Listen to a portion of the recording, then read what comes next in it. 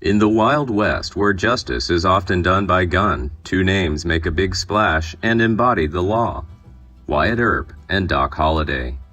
They are the epitome of frontier legends, revered as the bravest lawmen. But what happens when these legends go from peacekeepers to vengeance seekers? Prepare yourself for a gripping tale of the Earp Vendetta ride, a daring and perilous pursuit that will forever engrave their names in the annals of history. Join us in unraveling the story of their deadly quest, fueled by loyalty, honor, and a thirst for law enforcement in the Wild West.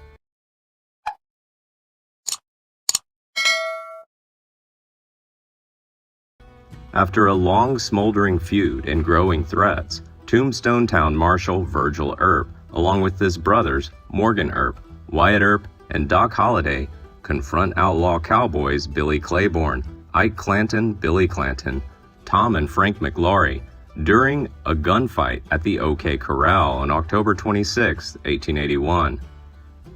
This gunfight is often considered one of the most famous gunfights in American Wild West history. The attorneys killed 3 cowboys in the gunfight. Ike Clanton filed a murder charge, and after a month-long preliminary hearing, Judge Wells Spicer found that the attorneys were acting up to their duties. But Spicer's ruling didn't end the matter for Clanton and the other cowboys. On December 28, 1881, just over 2 months after the gunfight at the OK Corral, 3 men ambushed Virgil Earp as he was walking back from Shefflin Hall back to the Cosmopolitan Hotel. He was shot in the back and upper left arm, breaking his arm bone. Although Dr. George E. Goodfellow saved Virgil's arm, he carried it in a sling for the rest of his life. On March 18, 1882, Tombstone's Shefflin Hall was the site of Stolen Kisses, a play by William Horace Lingard and Company. Despite receiving death threats, Morgan, Doc Holliday, and Dan Tipton attended the play. Wyatt and Benjamin Goodrich warned against attending. After that, Doc went to his room, and Morgan and Tipton continued to Hatch's saloon and billiard parlor. Morgan and Bob Hatch started playing snooker. Wyatt, Tipton, and McMaster were playing cards at a table near the back door. At 10:50 p.m., someone fired 2 shots through the window of the back door. A bullet went through Morgan, broke his spine, and then lodged in George A.B. Barry's thigh. Another bullet hit the wall above Wyatt's head. While Hatch rushes out to search for the shooters, Morgan died within an hour after that. Wyatt Earp felt that he could not rely on court justice and decided to deal with the matter on his own. He concluded that the only way to deal with Virgil and Morgan's attackers, as well as the ongoing threat to the entire Earp family, was to kill the cowboys responsible. On Sunday, March 19th, the day after Morgan was murdered, Wyatt Earp, his brother James, Doc Holliday, and several others prepared to go with Virgil and his wife, along with Morgan's body, to the railroad head at Benson. From there, James would accompany them to the family home in Colton, California. Morgan's wife and parents await his burial. Wyatt borrowed a double-barreled Spencer pistol from Fred Dodge. On Monday, Wyatt received confidential information that Frank Stillwell, Ike Clanton, Hank Swilling, and other cowboys were spying on passenger trains in Tucson with the intention of killing Virgil Earp. He quickly assembled a group of men including Warren Earp, Doc Holliday, Turkey Creek Jack Johnson, and Sherman McMaster, protecting Virgil and Allie. At Contention City, they set up a horse and picked up an additional wagon. They sat in the wagon to the railroad head at Benson, where they caught the next train to Tucson. They were all armed with pistols or rifles except Virgil, who had pistols. Nathan W. Waite of Ash Canyon in the Huachuca Mountains was on board with the Earp group. He said Earp's men were all armed and McMaster wore 2 cartridge belts. After Earp's group finished their dinner at the Porter's Hotel, they returned to the train. Holliday asked someone to take his shotgun. Wyatt escorted Virgil and Allie onto the train. One passenger told Virgil that he saw armed men at the station. Wyatt also saw them. As the train left Tucson Station around 7 p.m., 6 loud shots are heard. Witnesses gave different accounts, but Frank Stillwell's body was found in the morning of March 21st near the Porter Hotel. There are many gunshot wounds on the body. George Hand, who saw the body, said Stillwell was the worst shot dead man I've ever seen. According to the coroner, Dr. Dexter Lyford, he found a bullet wound through Stillwell's body under his armpit, a rifle wound through the upper left arm, a wound through the liver, abdomen, and stomach. The coroner concluded that Stillwell was shot with 5 different weapons.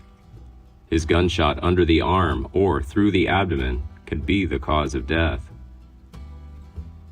On the night of March 20th, after killing Stillwell in Tucson and verifying that the train was en route to California with the rest of the family, the group headed southeast along the South Pacific Railroad out of Tucson to the Papago Freight Station. On the morning of March 22nd, part of Earp's team, consisting of Wyatt, Warren, Doc Holliday, Sherman McMaster, and Turkey Creek Johnson, headed east to Pete Spence's ranch and logging camp off Chiricahua Road below the pass, south of the Dragoon Mountains. According to Theodore Judah, who witnessed the events at the log camp, the Earp team arrived around 11 a.m. and asked him about the location of Pete Spence and Florentino Indian Charlie Cruz. He reveals to them that Spence is in prison in Tombstone and Cruz is cutting firewood nearby. They went in the direction that Judah pointed. Judah himself soon heard several shots fired. Judah searched for Cruz that night without success. The next morning, he went to look for it again and found his body covered with bullet holes.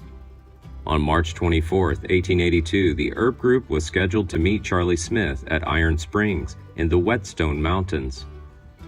Smith brought in $1,000 from Tombstone to help pay the cost of ownership. With Wyatt and Doc Holliday in the lead, 6 attorneys climbed a small building overlooking the stream and were surprised to find 9 cowboys already there: Curly Bill, Pony Deal, Johnny Barnes, Frank Patterson, Milt Hicks, Bill Johnson, Ed Lyle, and Johnny Lyle. They camped around the stream, cooked meals about 9 meters from a small embankment. Recognizing Earp, Curly Bill immediately fired his pistol at Wyatt, but only hit the horse saddle. Under the circumstances, Earp jumped off his horse, holding a 22-inch pistol he had borrowed from Fred Dodge. The other cowboys shot at the attorneys. Texas Jack Vermillion's horse was killed and crushed on him. Vermillion was unable to retrieve the rifle shoved under his fallen horse. Doc Holliday pulled Vermillion from under his horse, and they, Johnson and McMaster, shot at the cowboys as they shot cover. Wyatt bravely leapt forward, gun in hand, and shot Curly Bill in the chest, nearly cutting him in half.